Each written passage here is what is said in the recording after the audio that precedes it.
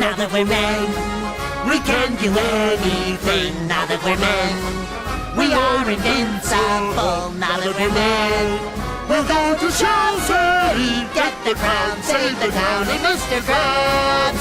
Now that we're men, we have facial hair. Now that we're men, I changed my underwear. now that we're men, we got a manly flair. We got the stuff, we're tough enough to save the day. We never had a chance when we were kids. No, no, no. But take a look at what the mermaid did. Ha, ha, ha! Patrick, time for some slapping.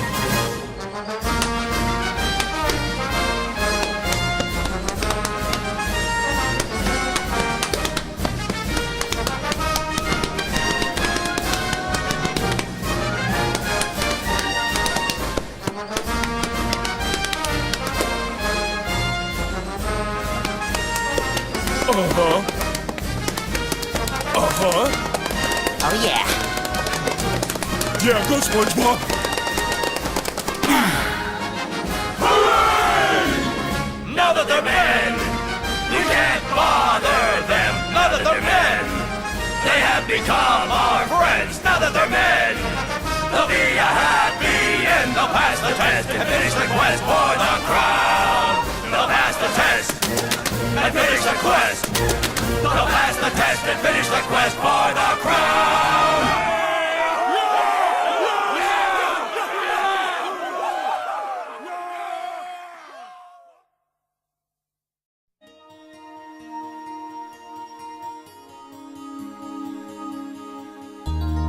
Chapter 7. The Hill of the Strange Trenches. There is no denying it was a beast of a day. Overhead was a sunless sky, muffled in clouds that were heavy with snow. Underfoot, a black frost, blowing over it a wind that felt as if it would take your skin off. When they got down into the plain, they found that this part of the ancient road was much more ruinous than any they had yet seen. They had to pick their way over great broken stones and between boulders and across rubble, hard going for sore feet. And however tired they got, it was far too cold for a halt. At about 10 o'clock, the first tiny snowflakes came loitering down and settled on Jill's arm. 10 minutes later, they were falling quite thickly. In 20 minutes, the ground was noticeably white. And by the end of half an hour, a good steady snowstorm, which looked as if it meant to last all day, was driving in their faces so that they could hardly see. In order to understand what followed, you must keep on remembering how little they could see. As they drew near the low hill which separated them from the place where the lighted windows had appeared, they had no general view of it at all. It was a question of seeing the next few paces ahead, and even for that, you had to screw up your eyes. Needless to say, they were not talking. When they reached the foot of the hill, they caught a glimpse of what might be rocks on each side, squarish rocks, if you looked at them carefully, but no one did. All were more concerned with the ledge right in front of them, which barred their way. It was about 4 feet high. The Marshwiggle, with his long legs, had no difficulty in jumping onto the top of it, and he then helped the others up.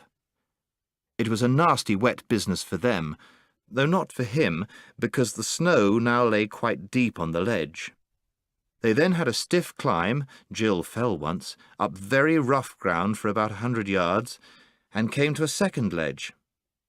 There were 4 of these ledges altogether at quite irregular intervals. As they struggled onto the 4th ledge, there was no mistaking the fact that they were now at the top of the flat hill.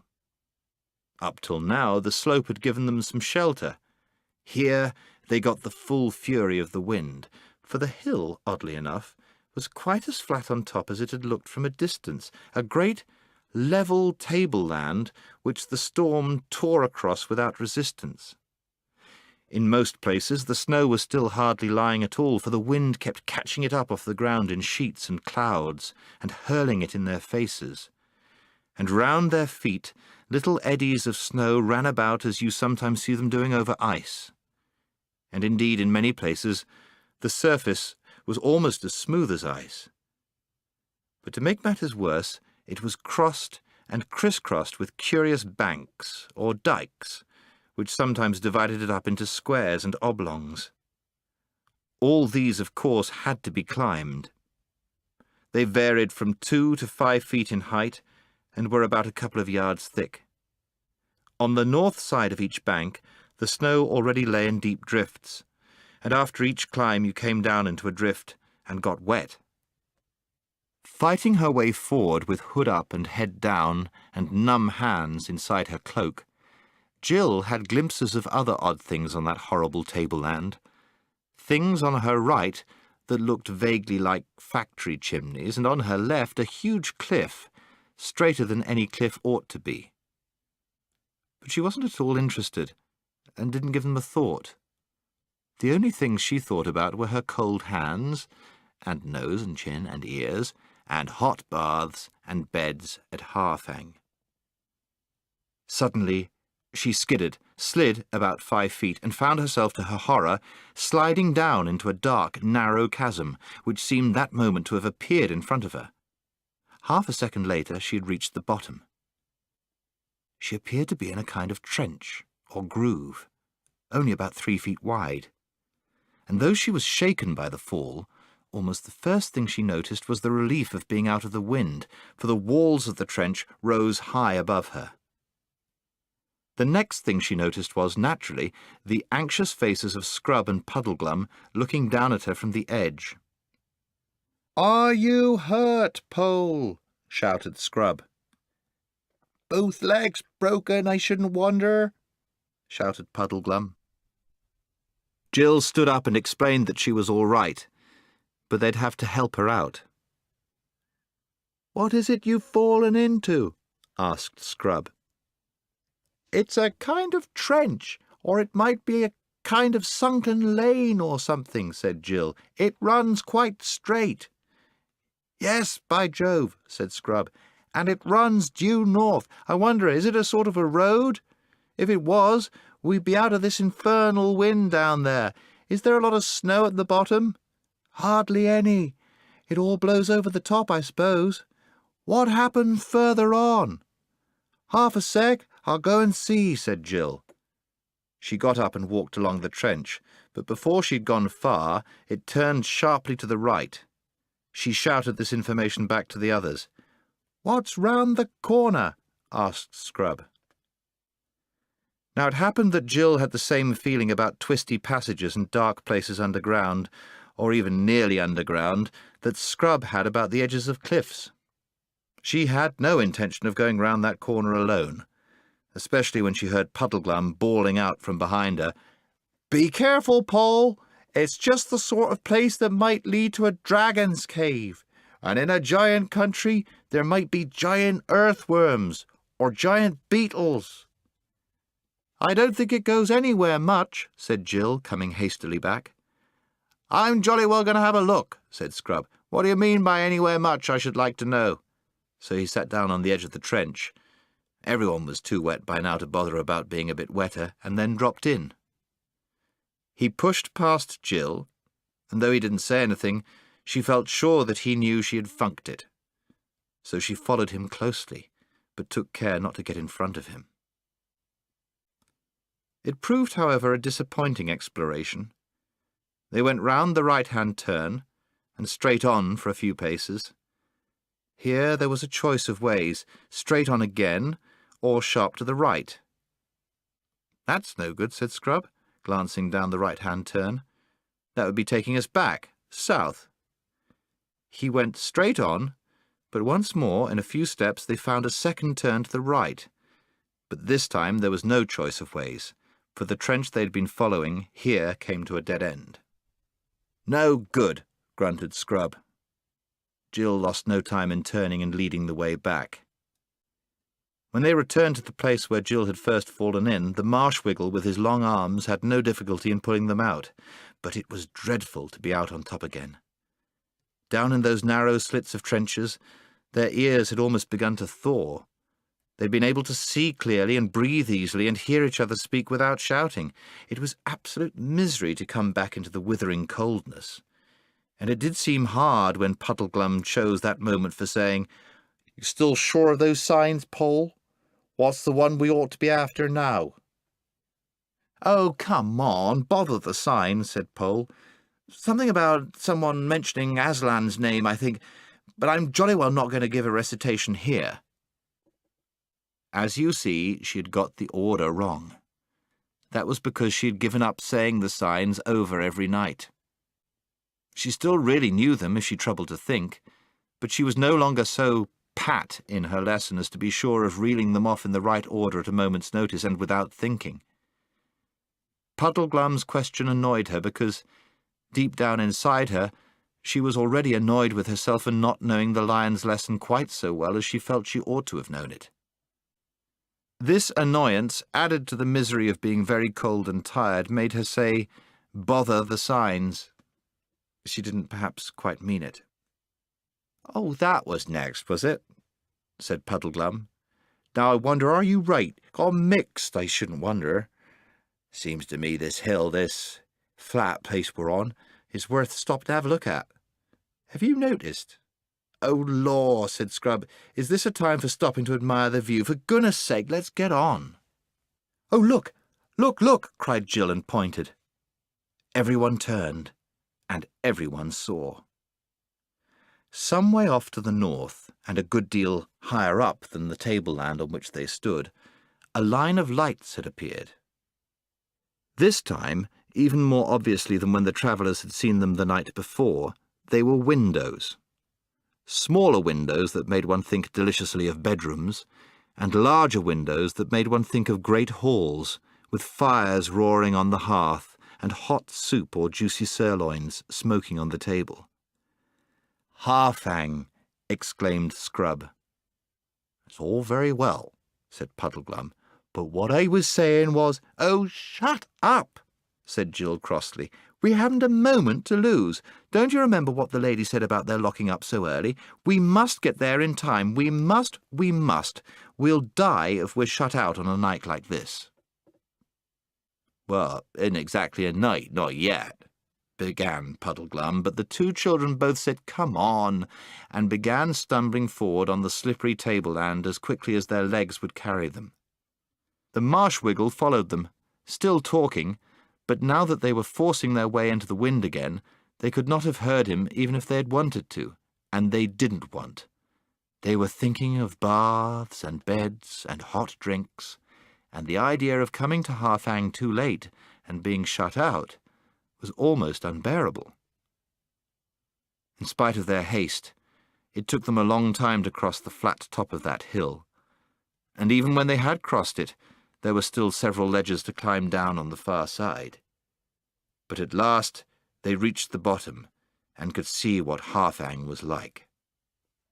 It stood on a high crag, and in spite of its many towers, was more a huge house than a castle.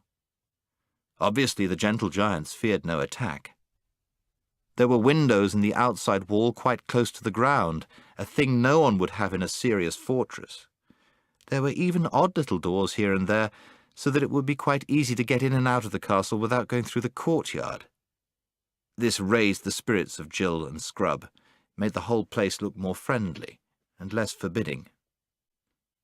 At first, the height and steepness of the crag frightened them, but presently they noticed that there was an easier way up on the left, and that the road wound up towards it. It was a terrible climb after the journey they had already had, and Jill nearly gave up. Scrub and Puddleglum had to help her for the last 100 yards, but in the end they stood before the castle gate. The portcullis was up and the gate open. However tired you are, it takes some nerve to walk up to a giant's front door. In spite of all his previous warnings against Harfang, it was Puddleglum who showed most courage. "Steady pace now," he said. "Don't look frightened, whatever you do. We've done the silliest thing in the world by coming at all, but now that we are here, we'd best put a bold face on it." With these words he strode forward into the gateway, stood still under the arch where the echo would help his voice, and called out as loud as he could, "Ho! "Porter! Guests who seek lodging!" And while he was waiting for something to happen, he took off his hat and knocked off the heavy mass of snow which had gathered on its wide brim. "I say," whispered Scrub to Jill, "he may be a wet blanket, but he has plenty of pluck and cheek." A door opened, letting out a delicious glow of firelight, and the porter appeared. Jill bit her lips for fear she should scream. He was not a perfectly enormous giant, that is to say, he was rather taller than an apple tree, but nothing like so tall as a telegraph pole. He had bristly red hair, a leather jerkin with metal plates fastened all over it so as to make a kind of mail shirt, bare knees, very hairy indeed, and things like puttees on his legs. He stooped down and goggled at Puddleglum. "And what sort of creature do you call yourself?" he said. Jill took her courage in both hands.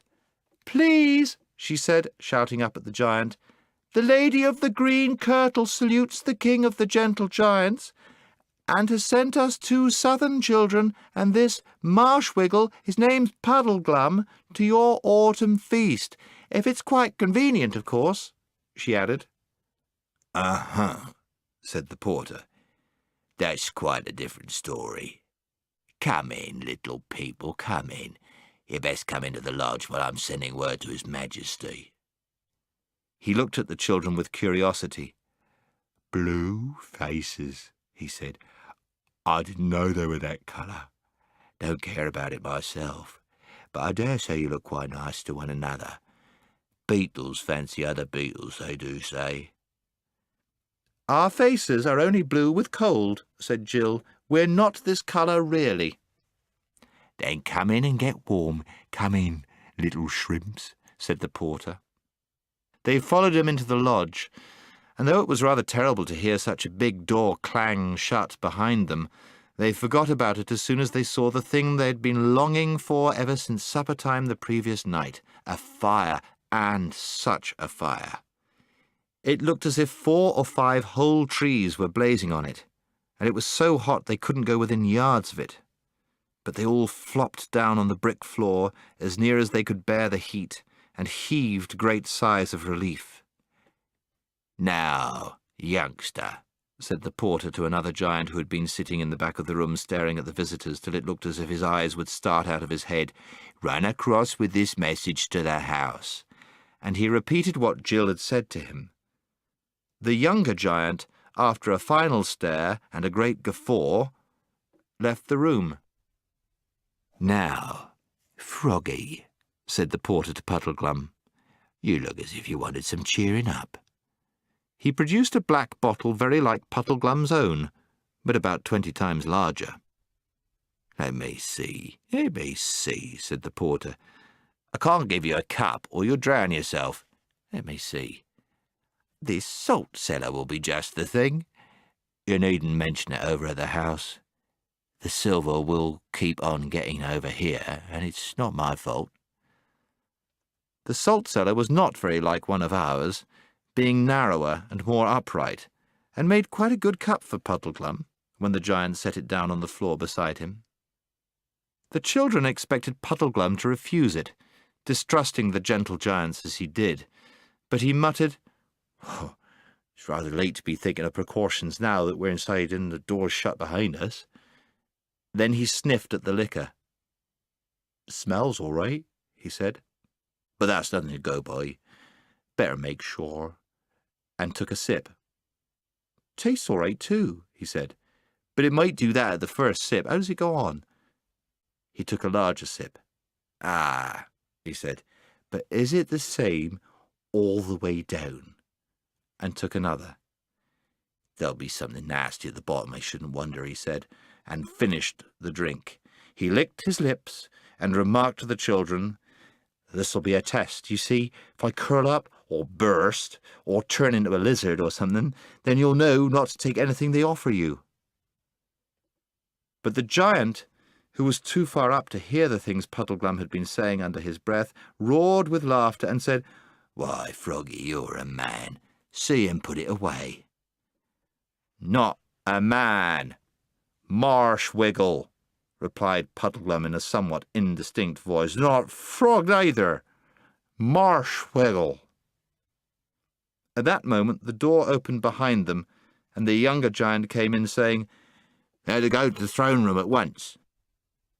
The children stood up, but Puddleglum remained sitting and said, "Marshwiggle, Marshwiggle, very respectable Marshwiggle, respectable."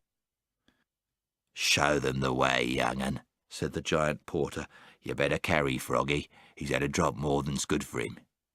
"There's nothing wrong with me," said Puddleglum. "Not a frog, nothing frog with me. I'm a respectable." But the young giant caught him up by the waist and signed to the children to follow. In this undignified way they crossed the courtyard. Puddleglum, held in the giant's fist and vaguely kicking the air, did certainly look very like a frog, but they had little time to notice this, for they soon entered the great doorway of the main castle. Both their hearts were beating faster than usual, and after pattering along several corridors at a trot to keep up with the giant's paces, found themselves blinking in the light of an enormous room, where lamps glowed and a fire roared on the hearth, and both were reflected from the gilding of roof and cornice. More giants than they could count stood on their left and right, all in magnificent robes, and on 2 thrones at the far end sat 2 huge shapes that appeared to be the king and queen. At about 20 feet from the thrones, they stopped. Scrub and Jill made an awkward attempt at a bow. Girls are not taught how to curtsy at Experiment House, and the young giant carefully put Puddleglum down on the floor, where he collapsed into a sort of sitting position. With his long limbs he looked, to tell the truth, uncommonly like a large spider. Chapter 8. The House of Harfang. "Go on, Pole, do your stuff," whispered Scrub. Jill found that her mouth was so dry that she couldn't speak a word. She nodded savagely at Scrub. Thinking to himself that he would never forgive her, or Puddleglum either, Scrub licked his lips and shouted up to the king giant, "If you please, sire, the Lady of the Green Kirtle salutes you by us, and said you'd like to have us for your autumn feast." The giant king and queen looked at each other, nodded to each other, and smiled in a way that Jill didn't exactly like. She liked the king better than the queen. He had a fine, curled beard and a straight, eagle-like nose, and was really rather good-looking as giants go. The queen was dreadfully fat, and had a double chin and a fat, powdered face, which isn't a very nice thing at the best of times, and of course looks much worse when it is 10 times too big. Then the king put out his tongue and licked his lips. Anyone might do that, but his tongue was so very large and red, and came out so unexpectedly, that it gave Jill quite a shock. "Oh, what good children," said the queen. "Perhaps she's the nice one after all," thought Jill. "Yes, indeed," said the king. "Quite excellent children. We welcome you to our court. Give me your hands." He stretched down his great right hand, very clean, and with any number of rings on the fingers, but also with terrible pointed nails. He was much too big to shake the hands which the children, in turn, held up to him, but he shook the arms. "And what's that?" asked the king, pointing to Puddleglum. "Respectable," said Puddleglum. "Oh!" screamed the queen, gathering her skirts close about her ankles. "The horrid thing! It's alive!" "He's quite all right, Your Majesty, really he is," said Scrub hastily. "You'll like him much better when you get to know him, I'm sure you will." I hope you won't lose all interest in Jill for the rest of the book if I tell you that at this moment she began to cry. There was a good deal of excuse for her. Her feet and hands and ears and nose were still only just beginning to thaw. Melted snow was trickling off her clothes. She had had hardly anything to eat or drink that day, and her legs were aching so that she felt she could not go on standing much longer. Anyway, it did more good at the moment than anything else would have done, for the Queen said, "Ah, the poor child! My lord, we do wrong to keep our guests standing. Quick, some of you, take them away. Give them food and wine and baths. Comfort the little girl. Give her lollipops. Give her dolls. Give her physics. Give her all you can think of, possets and comforts and caraways and lullabies and toys. Don't cry, little girl, or you won't be good for anything when the feast comes." Jill was just as indignant as you or I would have been at the mention of toys and dolls, and though lollipops and comforts might be all very well in their way, she very much hoped that something more solid would be provided. The Queen's foolish speech, however, produced excellent results, for Puddleglum and Scrub were at once picked up by gigantic gentlemen-in-waiting, and Jill by a gigantic maid of honour, and carried off to their rooms. Jill's room was about the size of a church, and would have been rather grim if it had not had a roaring fire on the hearth and a very thick crimson carpet on the floor. And here delightful things began to happen to her. She was handed over to the Queen's old nurse, who was, from the giant's point of view, a little old woman, almost bent double with age, and from the human point of view, a giantess small enough to go about an ordinary room without knocking her head on the ceiling. She was very capable, though Jill did wish she wouldn't keep on clicking her tongue and saying things like, "Ooh la la, up's a daisy, there's a duck. Now we'll be all right, my puppet." She filled a giant foot bath with hot water and helped Jill into it. If you can swim, as Jill could, a giant bath is a lovely thing, and giant towels, though a bit rough and coarse, are lovely too, because there are acres of them. In fact, you don't need to dry at all. You just roll about in them in front of the fire and enjoy yourself. And when that was over, clean, fresh, warmed clothes were put on Jill, very splendid clothes, and a little too big for her, but clearly made for humans, not giantesses. I suppose if that woman in the green kirtle comes here, they must be used to guests of our size, thought Jill. She soon saw that she was right about this, for a table and chair of the right height for an ordinary, grown-up human were placed for her, and the knives and forks and spoons were the proper size too. It was delightful to sit down, feeling warm and clean at last. Her feet were still bare, and it was lovely to tread on the giant carpet. She sank in it well over her ankles, and it was just the thing for sore feet. The meal, which I suppose we must call dinner, though it was nearer tea-time, was cock-a-leekie soup and hot roast turkey and a steamed pudding and roast chestnuts and as much fruit as you could eat.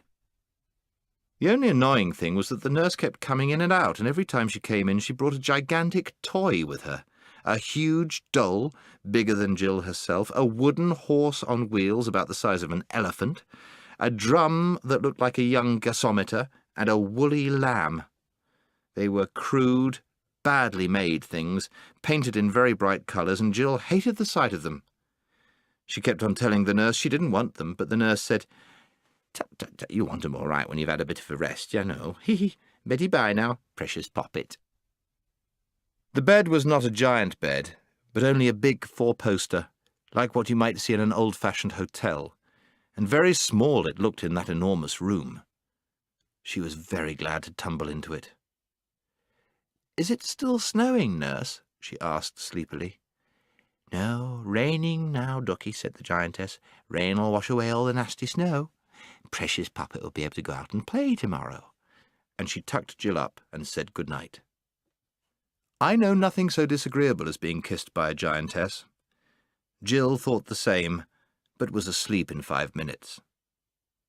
The rain fell steadily all the evening and all the night, dashing against the windows of the castle, and Jill never heard it, but slept deeply, past supper-time and past midnight. And then came the deadest hour of the night, and nothing stirred but mice in the house of the giants. At that hour there came to Jill a dream. It seemed to her that she awoke in the same room, and saw the fire, sunk low and red, and in the firelight the great wooden horse. And the horse came of its own will, rolling on its wheels across the carpet, and stood at her head. And now it was no longer a horse, but a lion as big as the horse. And then it was not a toy lion, but a real lion, the real lion, just as she had seen him on the mountain beyond the world's end. And a smell of all sweet-smelling things there are filled the room. But there was some trouble in Jill's mind, though she could not think what it was, and the tears streamed down her face and wet the pillow. The lion told her to repeat the signs, and she found that she had forgotten them all. At that, a great horror came over her, and Aslan took her up in his jaws — she could feel his lips and his breath, but not his teeth — and carried her to the window and made her look out. The moon shone bright, and written in great letters across the world, or the sky, she did not know which, were the words, "Under me." After that, the dream faded away. And when she woke, very late next morning, she did not remember that she had dreamed at all. She was up and dressed and had finished breakfast in front of the fire when the nurse opened the door and said, "Oh, here's Pretty Poppet's little friends come to play with her." In came Scrub and the Marshwiggle. "Hello. Good morning," said Jill. "Isn't this fun? I've slept about 15 hours, I believe. I do feel better, don't you?" "I do," said Scrub, "but Puddleglum says he has a headache." "Hello, your window has a window seat. If we got up on that, we could see out." And at once they all did so. And at the first glance, Jill said, "Oh, how perfectly dreadful."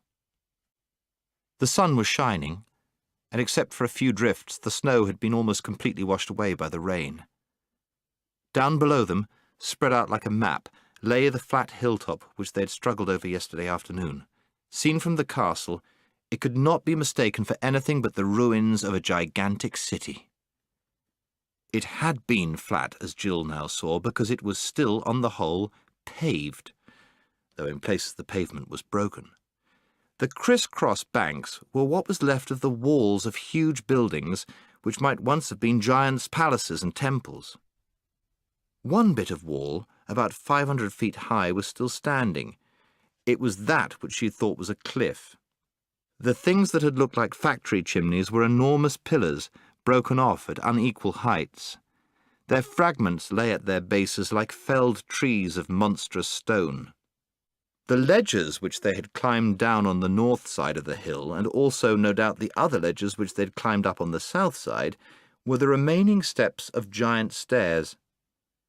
To crown all, in large, dark lettering across the centre of the pavement, ran the words, "Under me." The three travellers looked at each other in dismay, and after a short whistle, Scrub said what they were all thinking. The second and third signs muffed. And at that moment Jill's dream rushed back into her mind. "It's my fault," she said in despairing tones. I'd given up repeating the signs every night. If I'd been thinking about them, I could have seen it was the city, even in all that snow." "Oh, I'm worse," said Puddleglum. "I did see, or nearly. I thought it looked uncommonly like a ruined city." "You're the only one who isn't to blame," said Scrub. "You did try to make us stop." "Didn't try hard enough, though," said the Marshwiggle. "And I'd no call to be trying. I ought to have done it. As if I couldn't have stopped you two with one hand each." "Truth is," said Scrub, "we were so jolly keen on getting to this place that we weren't bothering about anything else.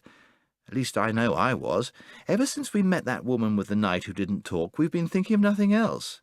We'd nearly forgotten about Prince Rilian." "I shouldn't wonder," said Puddleglum, "if that wasn't exactly what she intended." "What I don't quite understand," said Jill, "is how we didn't see the lettering. Or could it have come there since last night? Could he, Aslan, have put it there in the night? I had such a strange dream. And she told them all about it. "Why, you chump," said Scrub. "We did see it. We got into the lettering. Don't you see, we got into the letter E in me. That was your sunk lane. We walked along the bottom stroke of the E, due north, turned to our right along the upright, came to another turn to the right, that's the middle stroke, and then went on to the top left-hand corner, or if you like, the northeastern corner of the letter, and came back. Like the bally idiots we are." He kicked the window seat savagely and went on. "So it's no good, Poll. I know what you were thinking, because I was thinking the same. You were thinking how nice it would have been if Aslan hadn't put the instructions on the stones of the ruined city till after we'd passed it. And then it would have been his fault, not ours. So likely, isn't it? No, we must just own up. We've only 4 signs to go by, and we've muffed the first 3. "You mean I have," said Jill. "It's quite true. I've spoiled everything, ever since you brought me here. All the same, I'm frightfully sorry and all that. All the same, what are the instructions? Under me doesn't seem to make much sense." "Yes, it does, though," said Puddleglum. "It means we've got to look for the prince under that city." "But how can we?" asked Jill. "That's the question," said Puddleglum, rubbing his big, frog-like hands together. "How can we? Now. No doubt if we'd had our minds on our job when we were at the ruinous city, we'd have been shown how, found a little door, or a cave, or a tunnel, met someone to help us. Might have been, you never know, Aslan himself. We'd have got down under those paving stones somehow or other. Aslan's instructions always work. There are no exceptions. But how to do it now, that's another matter." "Well, we shall just have to go back, I suppose," said Jill. "Easy, isn't it?" said Puddleglum. "We might try opening that door to begin with." And they all looked at the door and saw that none of them could reach the handle, and that almost certainly no one could turn it if they did. "Do you think they won't let us out if we ask?" said Jill. And nobody said, but everyone thought, supposing they don't. It was not a pleasant idea. Puddleglum was dead against any idea of telling the giants their real business and simply asking to be let out, and of course the children couldn't tell without his permission because they had promised. And all 3 felt pretty sure that there would be no chance of escaping from the castle by night. Once they were in their rooms with the doors shut, they would be prisoners till morning. They might of course ask to have their doors left open, but that would rouse suspicions. "Our only chance," said Scrub, "is to try to sneak away by daylight. Mightn't there be an hour in the afternoon when most of the giants are asleep? And if we could steal down into the kitchen, mightn't there be a back door open?" "Well, it's hardly what I call a chance," said the Marshwiggle, "but it's all the chance we're likely to get." As a matter of fact, Scrub's plan was not quite so hopeless as you might think. If you want to get out of a house without being seen, the middle of the afternoon is in some ways a better time to try it than the middle of the night. Doors and windows are more likely to be open, and if you are caught, you can always pretend you weren't meaning to go far and had no particular plans. It is very hard to make either giants or grown-ups believe this if you're found climbing out of a bedroom window at 1 o'clock in the morning. "We must put them off their guard, though," said Scrub. "We must pretend we love being here and are longing for this autumn feast." "That's tomorrow night," said Puddleglum. "I heard one of them say so." "I see," said Jill. "We must pretend to be awfully excited about it and keep on asking questions. They think we're absolute infants anyway, which will make it easier." "Gay," said Puddleglum with a deep sigh. "That's what we got to be. Gay, as if we hadn't a care in the world. Frolicsome. You 2 youngsters haven't always got very high spirits, I noticed. You must watch me and do as I do. I'll be gay. Like this." And he assumed a ghastly grin. "And frolicsome. Here he cut a most mournful caper. "You'll soon get into it if you keep your eyes on me. They think I'm a funny fellow already, you see. Dare say you two thought I was a trifle tipsy last night, but I do assure you it was, well, most of it was, put on. I had an idea it would come in useful somehow." The children, when they talked over their adventures afterwards, could never feel sure whether this last statement was quite strictly true, but they were sure that Puddleglum thought it was true when he made it. "All right, gay's the word," said Scrub.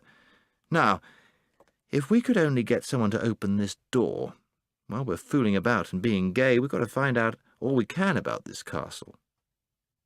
Luckily, at that very moment the door opened, and the giant nurse bustled in, saying, "Now, my poppets, like to come and see the king and all the court setting out on the hunting? Such a pretty sight." They lost no time in rushing out past her and climbing down the first staircase they came to. The noise of hounds and horns and giant voices guided them, so that in a few minutes they reached the courtyard. The giants were all on foot, for there are no giant horses in that part of the world, and the giants' hunting is done on foot, like beagling in England. The hounds also were of normal size. When Jill saw that there were no horses, she was at first dreadfully disappointed, for she felt sure that the great fat queen would never go after hounds on foot, and it would never do to have her about the house all day. But then she saw the queen in a kind of litter, supported on the shoulders of 6 young giants. The silly old creature was all got up in green, and had a horn at her side. 20 or 30 giants, including the king, were assembled ready for the sport, all talking and laughing fit to deafen you. And down below, nearer Jill's level, there were wagging tails and barking, and loose, slobbery mouths and noses of dogs thrust into your hand. Puddleglum was just beginning to strike what he thought a gay and gamesome attitude, which might have spoiled everything if it had been noticed, when Jill put on her most attractively childish smile, rushed across to the Queen's litter, and shouted up to the Queen, "Oh, please, you're not going away, are you? You will come back." "Oh, yes, my dear," said the Queen. "I'll be back tonight." "Oh, good, how lovely," said Jill. "And we may come to the feast tomorrow night, mayn't we? We're so longing for tomorrow night, and we do love being here. And while you're out, we may run over the whole castle and see everything, mayn't we? Do say yes." The Queen did say yes, but the laughter of all the courtiers nearly drowned her voice. Chapter 9. How they discovered something worth knowing. The others admitted afterwards that Jill had been wonderful that day. As soon as the king and the rest of the hunting party had set off, she began making a tour of the whole castle and asking questions, but all in such an innocent, babyish way that no one could suspect her of any secret design. Though her tongue was never still, you could hardly say she talked. She prattled and giggled. She made love to everyone, the grooms, the porters, the housemaids, the ladies-in-waiting, and the elderly giant lords whose hunting days were past. She submitted to being kissed and pawed about by any number of giantesses, many of whom seemed sorry for her and called her a poor little thing, though none of them explained why. She made especial friends with the cook, and discovered the all-important fact there was a scullery door which let you out through the outer wall, so that you did not have to cross the courtyard or pass the great gatehouse. In the kitchen she pretended to be greedy, and ate all sorts of scraps which the cook and scullions delighted to give her. But upstairs, among the ladies, she asked questions about how she would be dressed for the great feast, and how long she would be allowed to sit up, and whether she would dance with some very, very small giant. And then, it made her hot all over when she remembered it afterwards, she would put her head on one side in an idiotic fashion which grown-ups, giant and otherwise, thought very fetching, and shake her curls and fidget and say, "Oh, I do wish it was tomorrow night, don't you? Do you think the time will go quickly till then?" And all the giantesses said she was a perfect little darling, and some of them dabbed their eyes with enormous handkerchiefs, as if they were going to cry. "They're dear little things at that age," said one giantess to another. "It seems almost a pity." Scrub and Puddleglum both did their best, but girls do that kind of thing better than boys. Even boys do it better than Marshwiggles. At lunchtime, something happened which made all three of them more anxious than ever to leave the castle of the gentle giants. They had lunch in the great hall, at a little table of their own near the fireplace. At a bigger table, about 20 yards away, half a dozen old giants were lunching.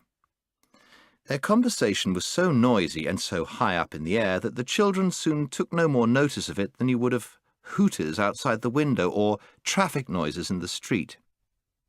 They were eating cold venison, a kind of food which Jill had never tasted before, and she was liking it. Suddenly Puddleglum turned to them, and his face had gone so pale that you could see the paleness under the natural muddiness of his complexion. He said, "Don't eat another bite." "What's wrong?" asked the other two in a whisper. "Didn't you hear what those giants were saying?" "That's a nice tender haunch of venison," said one of them. "Then that stag was a liar," said another. "Why?" said the first one. "Oh," said the other, "they say that when he was caught, he said, 'Don't kill me, I'm tough, you won't like me.'" For a moment, Jill did not realize the full meaning of this, but she did when Scrub's eyes opened wide with horror, and he said, "So we've been eating a talking stag." This discovery didn't have exactly the same effect on all of them.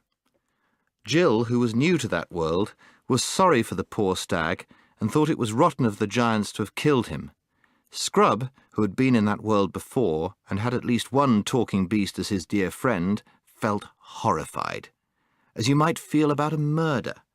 But Puddleglum, who was Narnian born, was sick and faint and felt as you would feel if you found you had eaten a baby. "We've brought the anger of Aslan on us," he said. "That's what comes of not attending to the signs. We're under a curse, I expect. If it was allowed, it would be the best thing we could do to take these knives and drive them into our own hearts." And gradually, even Jill came to see it from his point of view. At any rate, none of them wanted any more lunch, and as soon as they thought it safe, they crept quietly out of the hall. It was now drawing near to that time of the day on which their hopes of escape depended, and all became nervous. They hung about in passages and waited for things to become quiet. The giants in the hall sat on a dreadfully long time after the meal was over. The bald one was telling a story.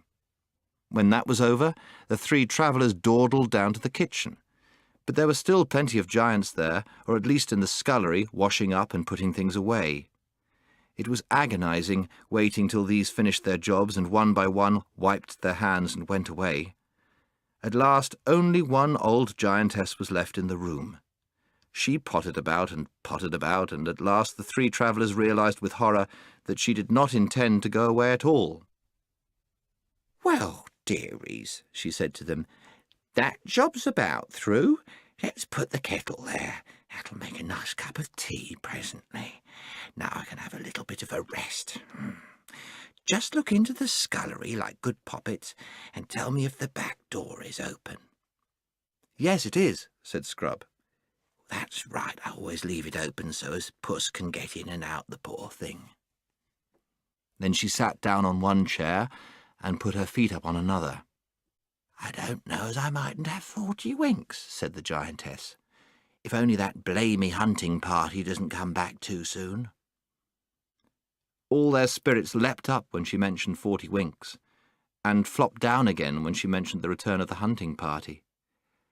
"When do they usually come back?" asked Jill. "You never can tell," said the giantess. "But there, go and be quiet for a bit, my dearies." They retreated to the far end of the kitchen, and would have slipped out into the scullery there and then if the giantess had not sat up, opened her eyes, and brushed away a fly. "Don't try it till we're sure she's really asleep," whispered Scrub, "or it'll spoil everything." so they all huddled at the kitchen end, waiting and watching.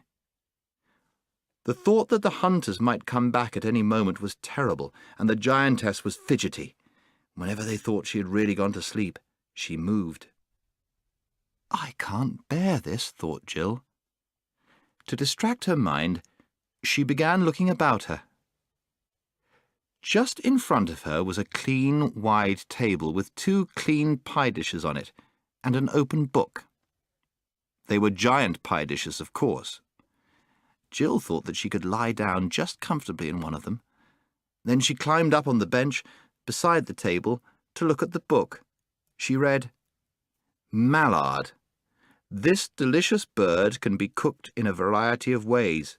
"It's a cookery book," thought Jill without much interest, and glanced over her shoulder. The giantess's eyes were shut, but she didn't look as if she were properly asleep. Jill glanced back at the book. It was arranged alphabetically, and at the very next entry her heart seemed to stop beating. It ran, "Man. This elegant little biped has long been valued as a delicacy. It forms a traditional part of the autumn feast, and is served between the fish and the joint. Each man—" But she could not bear to read any more. She turned round. The giantess had woken up and was having a fit of coughing. Jill nudged the other 2 and pointed to the book. They also mounted the bench and bent over the huge pages. Scrub was still reading about how to cook men when Puddleglum pointed to the next entry below it. It was like this: "Marsh wiggle. Some authorities reject this animal altogether as unfit for giants' consumption because of its stringy consistency and muddy flavour. The flavour can, however, be greatly reduced if—" Jill touched his feet and Scrub's gently. All 3 looked back at the giantess. Her mouth was slightly open, and from her nose there came a sound which at that moment was more welcome to them than any music. She snored. And now it was a question of tiptoe work, not daring to go too fast, hardly daring to breathe, out through the scullery, giant sculleries smell horrid, out at last into the pale sunlight of a winter afternoon. They were at the top of a rough little path which ran steeply down, and, thank heavens, on the right side of the castle, the city ruinous was in sight. In a few minutes they were back on the broad, steep road which led down from the main gate of the castle. They were also in full view from every single window on that side. If it had been 1 or 2 or 5 windows, there'd be a reasonable chance that no one might be looking out, but there were nearer 50 than 5. They now realized, too, that the road on which they were, and indeed all the ground between them and the city ruinous, didn't offer as much cover as would hide a fox. It was all coarse grass and pebbles and flat stones. To make matters worse, they were now in the clothes that the giants had provided for them the previous night, except Puddleglum, whom nothing would fit. Jill wore a vivid green robe, rather too long for her, and over that a scarlet mantle fringed with white fur. Scrub had scarlet stockings, blue tunic and cloak, a gold-hilted sword, and a feathered bonnet. "Nice bits of colour you 2 are," muttered Puddleglum. "Show up very prettily on a winter day. Worst archer in the world couldn't miss either of you if you were in range. And talking of archers, we'll be sorry not to have our own bows before long, I shouldn't wonder. Bit thin, too, those clothes of yours, are they?" "Yes, I'm freezing already," said Jill. A few minutes ago, when they'd been in the kitchen, she had thought that if only they could once get out of the castle, their escape would be almost complete. She now realized that the most dangerous part of it was still to come. "Steady, steady," said Puddleglum. "Don't look back, don't walk too quickly. Whatever you do, don't run. Look as if we were just taking a stroll, and then if anyone sees us, he might just possibly not bother. The moment we look like people running away, we're done." The distance to the city ruiner seemed longer than Jill would have believed possible, but bit by bit they were covering it. Then came a noise. The other two gasped. Jill, who didn't know what it was, said, "What's that?" "Hunting horn," whispered Scrub. "But don't run even now," said Puddleglum. "Not till I give the word." This time Jill couldn't help glancing over her shoulder. There, about half a mile away, was the hunt returning from behind them on the left. They walked on. Suddenly, a great clamour of giant voices arose, then shouts and hollers. "They've seen us! Run!" said Puddleglum. Jill gathered up her long skirts, horrible things for running in, and ran. There was no mistaking the danger now. She could hear the music of the hounds. She could hear the king's voice roaring out, after them, or we'll have no man-pies tomorrow." She was the last of the three now, cumbered with her dress, slipping on loose stones, her hair getting in her mouth, running pains across her chest. The hounds were much nearer. Now she had to run uphill, up the stony slope which led to the lowest step of the giant stairway. She had no idea what they would do when they got there, or how they would be any better off even if they reached the top. But she didn't think about that. She was like a hunted animal now. As long as the pack was after her, she must run till she dropped. The Marshwiggle was ahead. As he came to the lowest step, he stopped, looked a little to his right, and all of a sudden darted into a little hole or crevice at the bottom of it. His long legs, disappearing into it, looked very like those of a spider. Scrub hesitated, and then vanished after him. Jill, breathless and reeling, came to the place about a minute later. It was an unattractive hole, a crack between the earth and the stone about 3 feet long and hardly more than a foot high. You had to fling yourself flat on your face and crawl in. You couldn't do it so very quickly either. She felt sure that a dog's teeth would close on her heel before she got inside.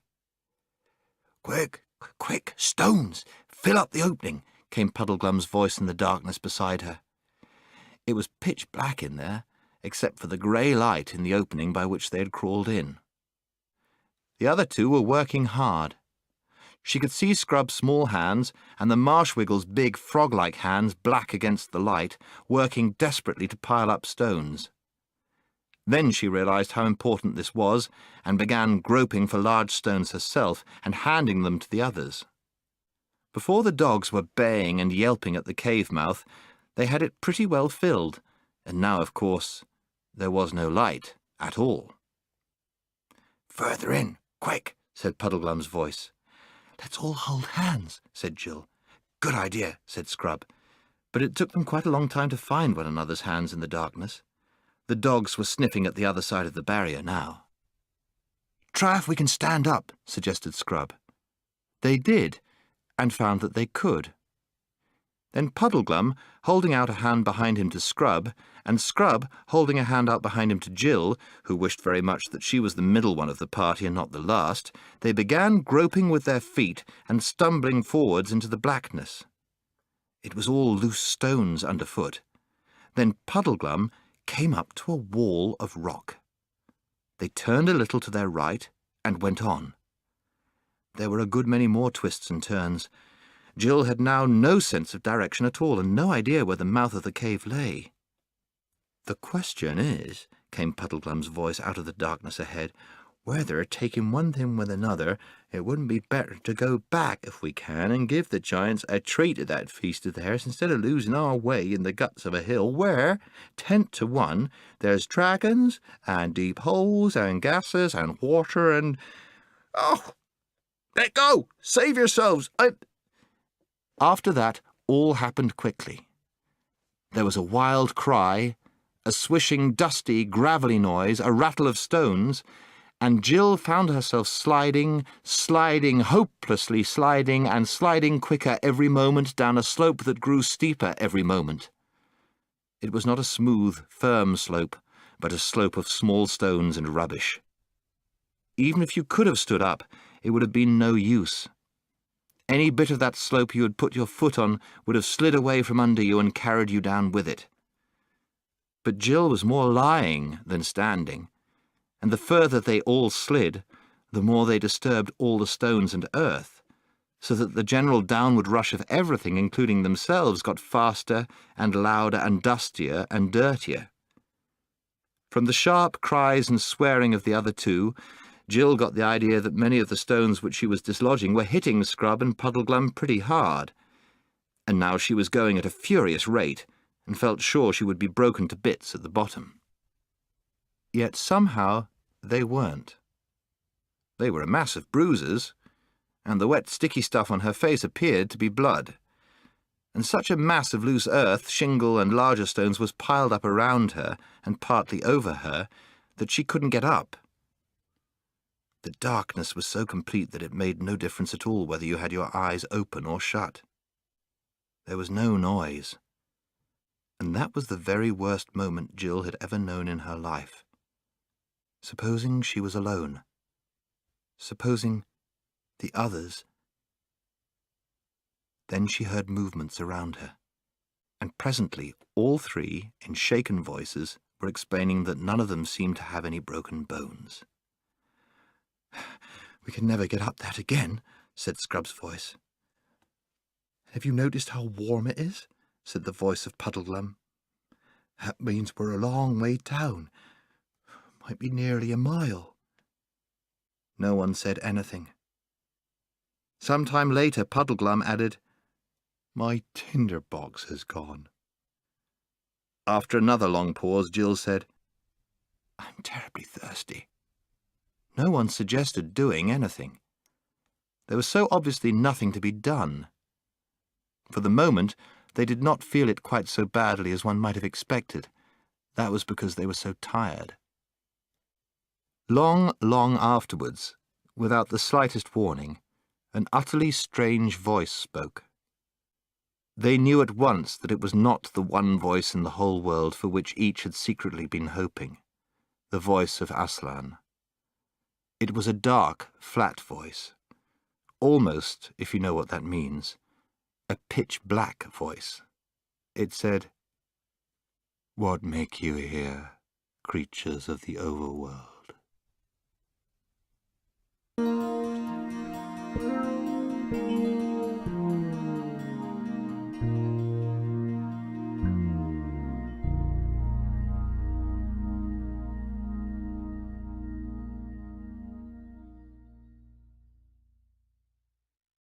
Here tonight are people that love your presence, God.